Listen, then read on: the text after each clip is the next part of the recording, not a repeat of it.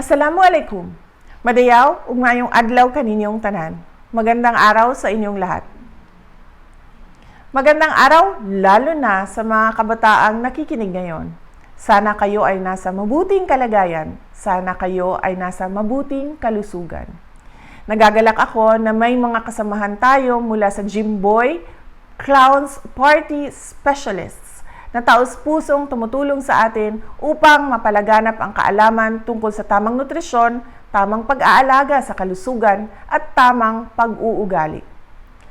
Ngayong 5 araw na ang pasok ng mga mag-aaral sa ating paaralan, mahalaga na makinig kayo sa mga alituntunin at mga paalala na ibibigay sa inyo ngayon ng ating mga kaibigan.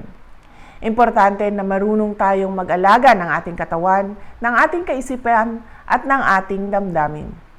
Kailangan natin ng lakas at tibay sa araw-araw na pag-aaral upang magawa natin ang ating mga takdang aralin, pati na rin ang makapaglaro kasama ang ating mga kaklase at mga kaibigan. Ipagdasal natin ang isa't isa at ang buong Pilipinas na tuluyan na malampasan ang pandemya. Huwag kalimutang maging mabait, masunurin at magalang sa ating mga magulang, guro at nakakatanda.